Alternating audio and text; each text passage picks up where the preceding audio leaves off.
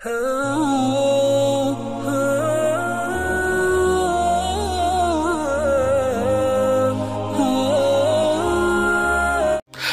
अलैकुम दोस्तों, कैसे हो? उम्मीद है कि सब खैरियत से होंगे। अल्लाह आप लोगों को ऐसे ही खुश रखें। आज का जो किस्सा है और आज की जो मेरी बातें हैं वो जरा ध्यान से सुनना, आपको बहुत कुछ सीखने को मिलेगा। आपके इल्म में, आपके नॉलेज में इजाफा होगा, आपकी तरबियत में इजाफा होगा। जैसे कि हमेशा होता आया है हमारी बातों और हमारी वीडियोस की वजह से। ये अल्लाह का करम है, अल्लाह का फजल है। देखिए, जैसा कि हम सब जानते हैं कि पुराने जमाने में जो डाकू हुआ करते थे, जो लुटेरे हुआ करते थे, जो ठग हुआ करते थे, उनकी एक खास किस्म की एक शनाख्त होती थी, एक पहचान होती थी, उनकी एक आइडेंटिटी होती थी। एक खास किस्म का लिबास वो पहना करते थे, एक खास किस्म का उनके पास में उनका ड्रेस हुआ करता था। उनके पास किसी के पास घोड़े हुआ करते थे, किसी के पास बंदूक हुआ करती थी, किसी के पास में और हथियार हुआ करते थे। यानी कुल मिला के हम यानी उस वक्त के लोग आसानी से पहचान सकते थे कि ये डाकू है और ये अच्छे लोग हैं, ये लुटेरे हैं, ये ठग है और ये अच्छे लोग हैं। यानी उस वक्त पहचान हुआ करती थी, आदमी आसानी से पहचान लिया। जैसे कि फिल्मों वगैरह में आप देखते होंगे, सीरियलों में देखते होंगे, डाकू की एक अलग शनाख्त बनाई जाती है जो उस जमाने में हुआ करती थी। लेकिन आजकल के जमाने के जो डाकू है, आजकल के जमाने के जो लुटेरे हैं, आजकल के जमाने के जो ठग है, उनको पहचानना बहुत मुश्किल है, क्योंकि वो एजुकेटेड है, पढ़े लिखे हैं, सूट कोट टाई और बिल्कुल एकदम फिट एंड फाट है, मीठी मीठी बातें करने वाले हैं। आपको कब ठग लेंगे उसका अंदाजा नहीं है। पहले मैं एक किस्सा सुनाता हूं, फिर ये बातें मैं किस्सा सुनाने के बाद करूंगा जो मैं आज बताना चाहता हूं। पुराने जमाने में लोगों को बेवकूफ बनाकर माल बटोरने वालों का एक गिरोह हुआ करता था और उस गिरोह से वाबिस्ता लोगों को लोग ठग कहते थे, लुटेरा कहते थे। ये उन्हीं ठगों का एक किस्सा है, शायद आपने सुना भी होगा। लेकिन उसके बाद जो मैं बात बताने वाला हूं बहुत कीमती है, वो सुने बगैर आप ये वीडियो खत्म नहीं करना। एक देहाती सीधा सादा आदमी बकरा खरीद कर अपने घर जा रहा था, तो ये चारों ठगों ने यानी चारों लुटेरों ने उस देहाती बेचारे आदमी को देख लिया और उसको लूटने का, उसको ठगने का प्रोग्राम बनाया। चारों ठग उसके यानी उस देहाती के रास्ते में अलग अलग डिस्टेंस पर खड़े हो गए, अलग अलग फासले पर खड़े हो गए। वो देहाती जैसे ही आगे बढ़ा तो पहला ठग उससे आकर मिला और बोला, भाई ये कुत्ता कहां लेकर जा रहे हो? देहाती ने उसे घूर के देखा और बोला, बेवकूफ आदमी, तुझे ये कुत्ता नजर आ रहा है? ये बकरा है, कुत्ता नहीं, भागो यहां से। देहाती ने उसको झिड़क कर आगे बढ़ा। थोड़ी ही दूर जाकर दूसरा ठग टकराया, यानी दूसरा लुटेरा सामने आया। उसने कहा कि भाई ये कुत्ता तो बड़ा शानदार है, कितने का खरीदा? देहाती ने उसे भी झिड़क दिया। अब देहाती जरा जल्दी जल्दी अपने घर की तरफ बढ़ने लगा, मगर आगे तीसरा ठग उसकी ताक में बैठा ही था। जैसे कि प्लान बना था, जैसे कि प्रोग्राम के मुताबिक उन्होंने कर लिया था तय कि किसको कहां मिलना है। अब उसने कहा कि भाई ये कुत्ता कहां से लिया आपने? अब देहाती सोच में मुब्तला हो गया, सोचने लग गया कि कहीं यार सच में ये कुत्ता तो नहीं है। सिर्फ सोचा उसने। इसी कश्मकश में वो अपना बाकी का रास्ता काटने के लिए आगे बढ़ा।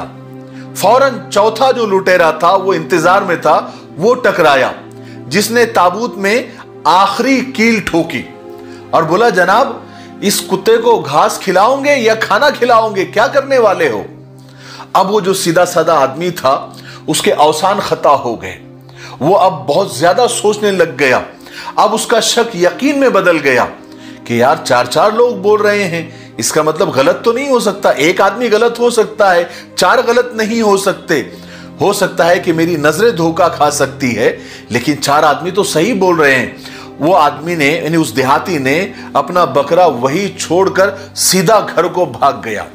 अब वो चारों ठगों ने वो बकरा लिया और बिस्मिल्लाह अल्लाह अकबर बोले और मस्त कबाब और बिरयानी बनाकर उन्होंने खाई होगी। बहरहाल ये किस्सा था, ये जो मैं आपको सुनाना चाह रहा था एक मिसाल थी। ये लुटेरे हवस को मोहब्बत का नाम देकर आज नौजवान नस्ल को गुमराह कर रहे हैं। ये मजहब को कल्चर से ताबीर करके लोगों को मजहब से नफरत दिलाते हैं। बहरहाल ये ठग, ये लुटेरे, ये डाकू मॉडर्न दुनिया के मॉडर्न शैतान हैं। ये हमारे पास अपनी गंदी शक्लें लेकर और मकरू शक्लें लेकर कभी नहीं आते, बल्कि ये नहा धोकर मेकअप करके सूट बूट पहनकर और अच्छे कपड़े में मलबूस होकर हमारे हमदर्द बनकर हमारे पास आकर बड़े मीठे अंदाज से ये कार्रवाई करते हैं। इस पूरी सूरत हाल से, यानी आज के हालात से और इन लुटेरों से बचने के लिए दो काम करने चाहिए। एक अच्छे इंसान के लिए, एक अच्छे मोमिन, एक अच्छे ईमानदार आदमी को दो तदबीरें इख्तियार करनी चाहिए।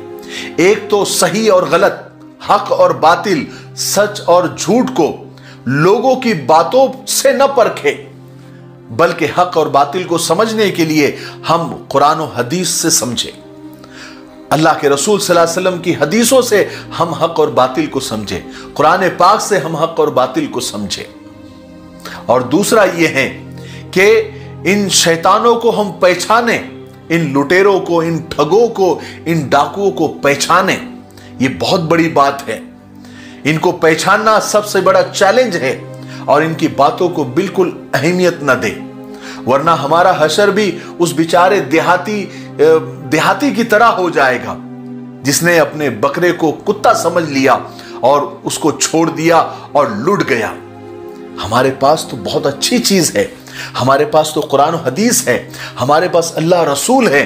कहां इन ठगों के और इन लुटेरों के और इनकी चिकनी चुपड़ी बातों में हम आ जाते हैं। हमारे पास सही और गलत को पहचानने के लिए कुरान और हदीस है, बस वही हमारे पास मेयार है। इधर उधर जाने की जरूरत नहीं है, इधर उधर के लोगों की बातों में पढ़ने की जरूरत नहीं है। आपने मैंने पहले भी एक किस्सा सुनाया था कि एक बंदर की दुम कट गई, किसी पत्थर की वजह से पत्थर उस पर गिर गया और दुम कट गई। दूसरा बंदर आया, अब उसने देखा अरे तुम्हारी दुम कट गई, वो हंसने लगा। तो जिसकी दुम कटी थी वो कहने लगा अरे मैंने खुद काटी है ये दुम काटने में बहुत मजा है, मैं बहुत अच्छा महसूस कर रहा हूं, ऐसा लग रहा है कि मैं हवाओं में उड़ रहा हूं और इसमें मैं बड़े लुत्फ में हूं, बड़े मजे में हूं, तुम भी काट कर देखो। इतने फायदे बताए दुम काटने के कि उस बंदर ने भी अपनी दुम काट दी, दूसरे वाले बंदर ने भी अपनी दुम काट दी, लेकिन उसको तकलीफ होने लगी, उसको दर्द होने लगा, खून निकलने लगा। तो अब पहला वाला जिसकी दुम कटी थी वो हंसने लगा, कहने लगा अब रो के फायदा नहीं है, मुझे भी तकलीफ हुई थी लेकिन तू मुझ पर हंसेगा इसलिए मैंने भी अच्छी अच्छी बातें करके फायदे बता के तुम्हारी दुम कटवा दी। ऐसे ही ये दुनिया का माहौल है, इनकी दुम कटी हुई है, इनके पास दुम नहीं है, इसलिए ये हमारी दुम काटने के पीछे लगे हुए हैं। यानी बात समझाने की एक मिसाल है ये। हमारे पास तो कुरान और हदीस है, शरीयत है, खुदा है, रसूल है। हमको क्या जरूरत है दूसरों को अपना मेयार बनाने की, पैमाना दूसरों के पास से लेने की क्या जरूरत है? हमारा पैमाना तो अल्लाह उसके रसूल है। मुझे उम्मीद है कि मेरी आज की बात आप समझ गए होंगे। ठीक है, ये वीडियो अगर आपको पसंद आया होगा तो आगे शेयर जरूर करें। अगर आपने ये किस्सा सुना भी होगा, ये बातें सुनी भी होगी, लेकिन शायद आपके दोस्त अहबाब ने ये बात नहीं सुनी होगी, उन तक आप जरूर पहुंचाएं। लिंक कॉपी करें और दूसरों तक पहुंचाएं और कमेंट में माशाअल्लाह क्यों नहीं होता जरूर लिखें, लाइक करें और हमारे चैनल मिफ्ताही चैनल को जरूर सब्सक्राइब कर लें।